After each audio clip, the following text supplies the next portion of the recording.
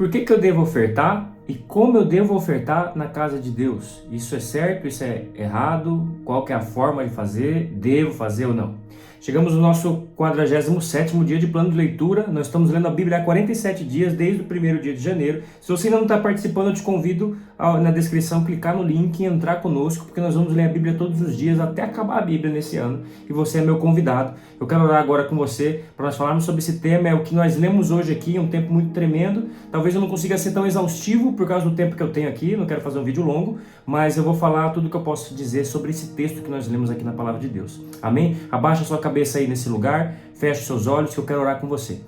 Pai, em nome de Jesus, eu quero te louvar e te agradecer por esse dia. Eu te agradeço pela vida desse meu irmão, da minha irmã que aqui está. Peço que o Senhor esteja nos edificando, Pai, nos fortalecendo em conhecimento, para que nós não sejamos enganados por artimanhas malignas do inimigo e nem por homens maus que tentam se aproveitar, meu Pai, da fé dos irmãos, da simplicidade dos irmãos. Por isso eu te peço, Pai, nos dá entendimento e me dá capacidade, Pai, para ministrar de forma honesta, justa, santa e reta para os meus irmãos. Em nome de Jesus eu oro.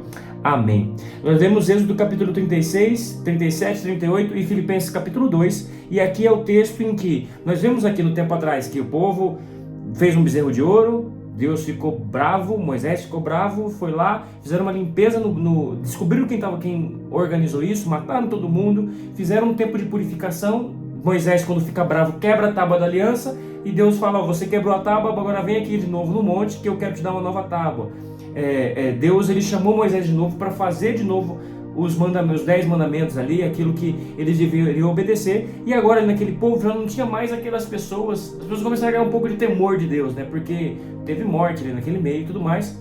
Mas ali, aparentemente, no texto que nós vemos, não dessa semana, mas de ontem, de antes de ontem, vemos aparentemente que o povo era um povo piedoso, o povo queria mais de Deus, principalmente ontem.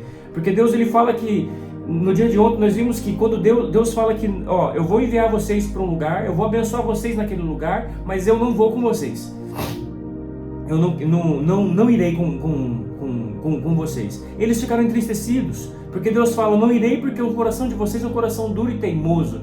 E eles choraram por isso. E Moisés acaba tendo um diálogo ali com Deus e coloca seus pontos para com Deus e faz ali um concerto com Deus, e Deus volta a estar andando com eles, e nós chegamos aqui.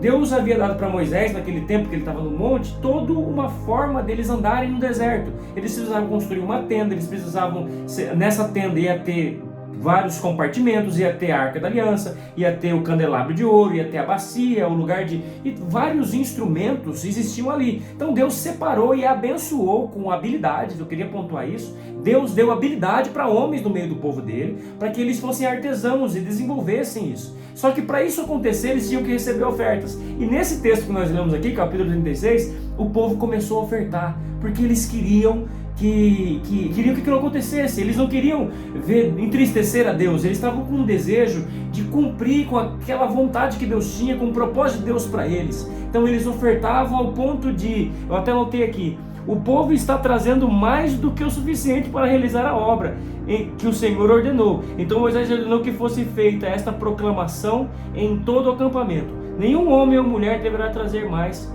nada para ser oferecido ao santuário. Eles levantaram uma oferta para construir o santuário de Deus, e tinha mais do que o suficiente. E Moisés falou: para de ofertar, porque já é suficiente. Aqui temos várias coisas, vários propósitos. Talvez uma pessoa mais aversa fale: tá vendo? Tá aí, eu não tenho que ficar ofertando toda a minha vida. Também tem sentido isso aqui dentro do texto, porque eles tinham um propósito específico. Mas eu quero pontuar para duas coisas aqui. Primeiro, o propósito do povo, e segundo, a responsabilidade dos ministros, em paralelo com o tempo de hoje, tá? O povo tinha um desejo sincero e honesto de que para que Deus estivesse ali, obedecer a Deus. Eles queriam obedecer a Deus. Eles queriam que fosse construído aquele projeto que nasceu da cabeça de Deus. Não nasceu da cabeça de Moisés, nem dos homens ali. Deus falou: vai fazer uma tenda assim, de tanto tamanho e tal.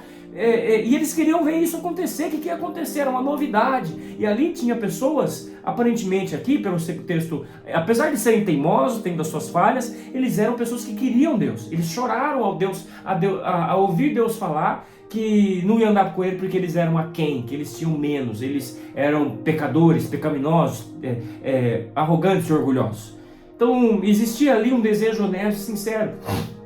E isso é um ponto interessante para nós. Como que devemos ofertar? Precisamos ter um interesse sincero em ofertar, em ver a obra de Deus crescer. Para que isso aconteça, vem a responsabilidade dos ministros. Ministros do altar, seja pastores, pastoras, apóstolos, seja lá a nomenclatura que você dá, um ministro que subiu no altar, precisa mostrar para o povo o propósito de Deus para aquele ministério. Cada ministério tem um propósito, eu creio nisso, cada ministério, seja ele mais tradicional, seja ele mais avivado, seja ele mais jovem, seja ele mais adulto ou mais velho, né, vamos dizer assim, todos eles têm propósitos. Nós não temos que reclamar de igreja A, B e C. Nós temos que reclamar, sim, de pecados no altar da igreja. Isso é um ponto a se reclamar. Agora, pastor, a pessoa prega bem, a pessoa prega mal. Isso aí não é ponto para se reclamar. Dá para nós consertarmos isso. Agora, pecado não. Pecado tem que parar e mudar. Então, o único ponto que eu defendo aqui de ministérios, de nós termos cuidado com ministérios, é se ministros do altar estão vivendo uma vida de santidade.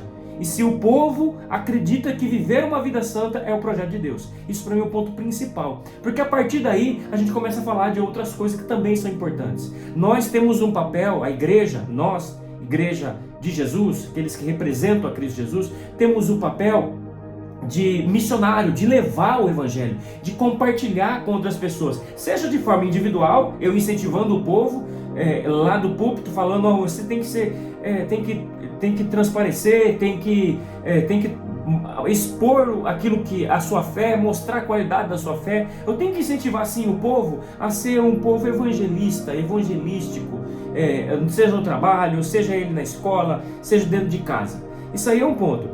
Outro ponto é a igreja como um corpo ter projetos grandes, sabe? Projetos sociais, construções que vão ajudar, e isso incentiva o povo que acredita a ofertar. Só oferta aqui, segundo esse texto, aqueles que creem em Deus, que querem agradar a Deus.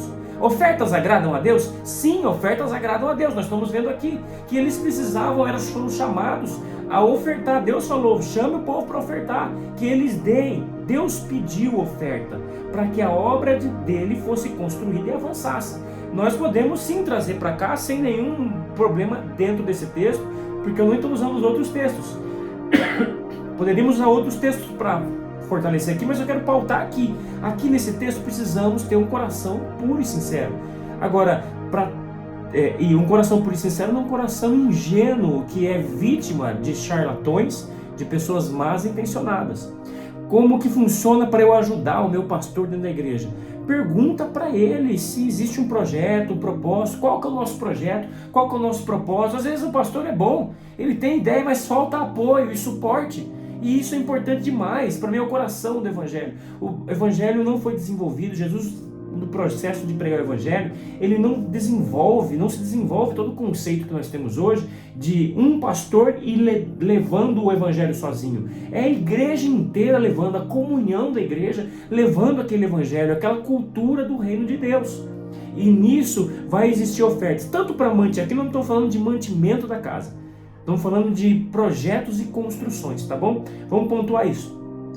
Podemos falar de dízimo um pouco lá na frente, que era utilizado para ter o giro, pagar o salário do pastor ali, para trazer o mantimento, a comida dos levitas e dos pastores. Mas esse é outro assunto. Aqui eu quero falar de ofertas. Às vezes você fica com pudor de dar uma oferta mais generosa porque sentiu no coração, ou às vezes fica com medo de dar a oferta. Meu irmão, minha irmã, presta atenção, a oferta tem que ser dada com consciência. Eles sabiam que estavam dando. E chegou um momento em que já não era mais preciso e necessário dar oferta. Aqui vem responsabilidade para ministros e pastores. Nós precisamos entender que nós não podemos, a igreja não pode ser um caixa sem fundo, onde se joga e se perde. O povo precisa acreditar que existem projetos. Sim, eu vou manter ofertando a igreja porque vai tendo projetos cada vez maiores. Quanto mais pessoas querendo fazer a obra, mais necessidade de recursos. E Deus vai prover os fiéis para isso.